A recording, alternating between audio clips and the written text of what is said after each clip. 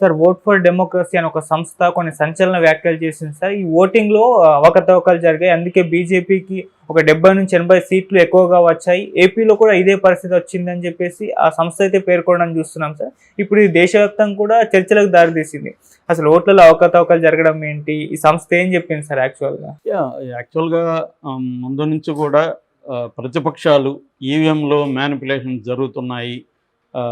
So దీనివల్ల BJP సీట్లు సంపాదిస్తుంది అని ఈవీఎంలు తీసేయాలి, ఈవీఎంలు అనేవి మ్యానిపులేషన్కి సాధ్యం అని చెప్తున్నారు. ఎలాన్ మస్క్ కూడా ఇదే విషయాన్ని ట్వీట్ చేశాడు. దాంతో అదొక చర్చ దారితీసింది.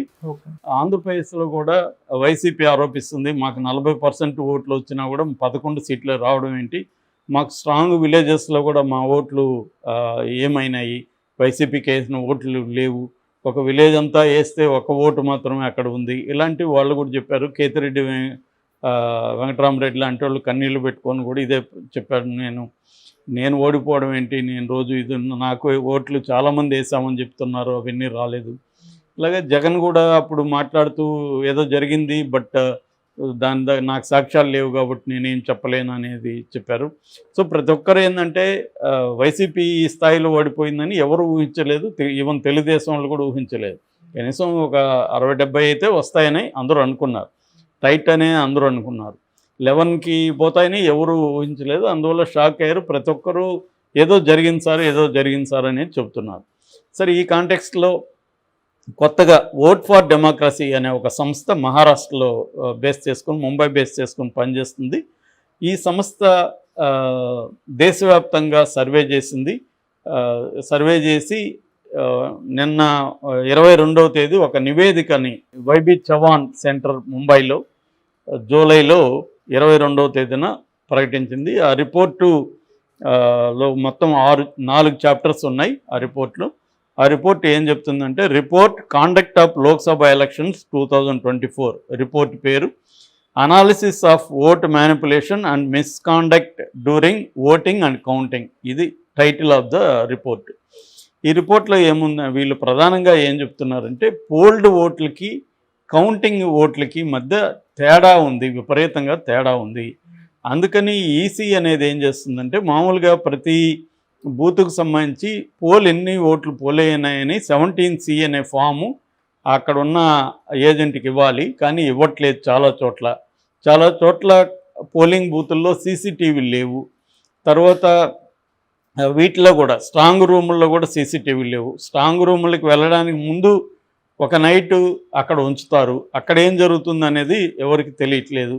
రెండవది, ఎన్ని పోలైనాయి ఓట్లని చెప్పడానికి ఈసీ 11 days తీసుకునింది. 11 రోజుల తర్వాత మాత్రమే ఫైనల్గా పోలైన ఓట్ల సంఖ్య చెబుతుంది. సో పోలైన ఓట్లకి కౌంటింగ్ జరుగుతున్న ఓట్లకి మధ్య విపరీతమైన గ్యాప్ ఉంది. ఏ స్థాయి అంటే పెరిగింది, పోలైన ఓట్ల కంటే కూడా కౌంటింగ్ ఓట్ల పెరిగాయి విపరీతంగా. ఎంత పెరిగాయంటే 5 కోట్ల ఓట్లు పెరిగాయి అనేది వీళ్ళు లెక్క తేల్చారు. అంటే పోలైన ఓట్ల కంటే కూడా 5 కోట్ల ఓట్లు ఎక్కువ పెరిగాయి. ఇవన్నీ కూడా అధికారంలో ఉన్న పార్టీకి అనుగుణంగా ఉంది. అందువల్ల ఇది ఖచ్చితంగా మిస్కాండక్ట్, ఎలక్షన్లో కరెక్ట్గా జరగలేదు, ఒక రకంగా మోసం అని చెప్పొచ్చు. ఈ మోసం వల్లనే 79 సీట్లు బీజేపీకి అదనంగా వచ్చాయి, లేకపోతే బీజేపీకి ఈ స్థాయిలో వచ్చేవి కాదు. ఈ మ్యానిపులేషన్ చేశారు కాబట్టి వచ్చింది అని రాష్ట్రాల వారీగా కూడా వాళ్ళు ఎక్కడెక్కడ ఎన్ని లక్షల ఓట్లు, ఇలాగా పోలింగ్ ఓట్ల కంటే కౌంటింగ్ ఓట్ల శాతం ఎక్కువ ఉంది అనేది చెప్పుకుంటూ, ఎక్కువగా ఒడిస్సాలో 18 ఎంపీ సీట్లు ఇలాగే జరిగాయి. ఒరిస్సా నుంచి 18 ఎంపీ సీట్లు ఇట్లాగా వచ్చాయి. అక్కడ 42 లక్షల ఓట్లు వేసిన దానికంటే కౌంటింగ్ ఓట్లు ఎక్కువగా ఉన్నాయి అనేది చెప్పింది. అలాగే మహారాష్ట్రలో 10 సీట్లు వచ్చాయి, అక్కడ 52 లక్షలు ఎక్కువగా ఉన్నాయి. వెస్ట్ బెంగాల్లో 10 సీట్లు వచ్చాయి, 36 లక్షలు అక్కడ ఎక్కువగా ఉన్నాయి. తర్వాత ఆంధ్రప్రదేశ్లో 7 సీట్లు బీజేపీ కూటమికి అదనంగా వచ్చాయి, 49 లక్షలు పోలింగ్ కంటే కూడా ఎక్కువగా ఉన్నాయి. ఇక కర్ణాటకలో 22 లక్షలు, తెలంగాణలో కూడా 14 లక్షలు కౌంటింగ్ ఎక్కువగా ఉన్నాయి పోలింగ్ కంటే. రాజస్థాన్లో 22 లక్షలు, బీహార్లో 11 లక్షలు.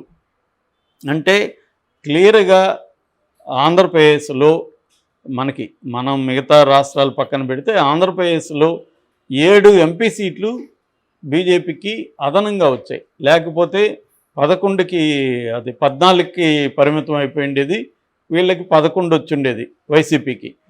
దాన్ని మనం అసెంబ్లీకి అప్లై చేస్తే మినిమం 70-80 సీట్లు లేదా గెలవగలిగే పరిస్థితి కూడా వైసీపీకి ఉండే అవకాశం ఉంది.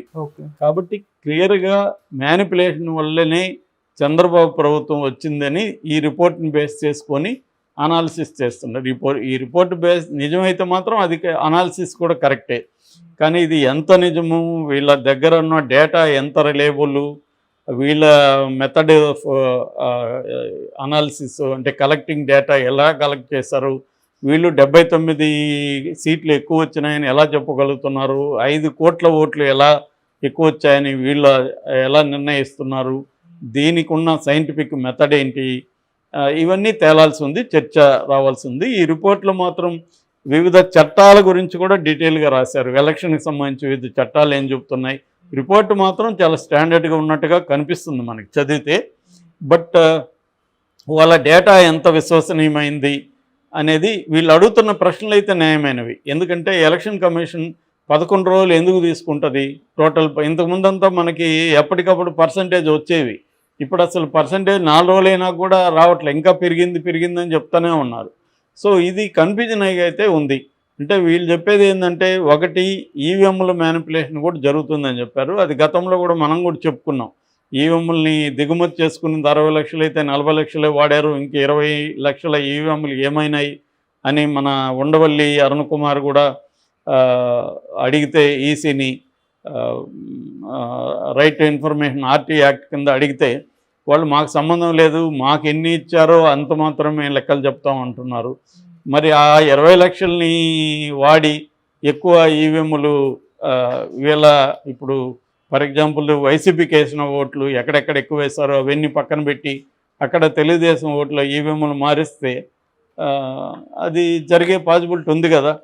సో ఇటువంటివి చేశారు అనేది వీళ్ళు చెప్తున్నారు. అందుకని ఎలక్షన్ కమిషన్ ఇప్పుడు మామూలు కామన్ మ్యాన్ లాజిక్తో ఆలోచిస్తే చంద్రబాబు ఎందుకు బీజేపీతో పొత్తు పెట్టుకున్నాడు? ఫస్ట్ ఆఫ్ ఆల్ చంద్రబాబుకి బీజేపీ ఓటింగ్ ఉందని పెట్టుకున్నాడా?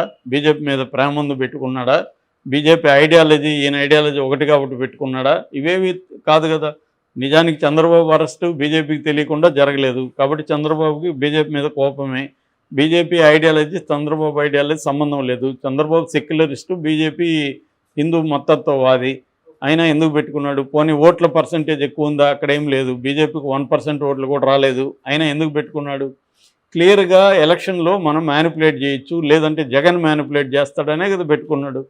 సో మరి జగన్ పెట్టుకున్నాక మ్యానిపులేషన్కి చంద్రబాబు ఎందుకు ట్రై చేయడు? జగన్ కూడా గతంలో ట్రై చేసి ఉండొచ్చు కదా. అప్పుడు కూడా చంద్రబాబు ఇదే ఆరోపణలు చంద్రబాబు కూడా చేశాడు కదా, ఈవీఎంలు మ్యానిపులేట్ చేసి జగన్ వచ్చాడని. కాబట్టి ఎక్కడో ఏదో సంథింగ్ రాంగ్ అయితే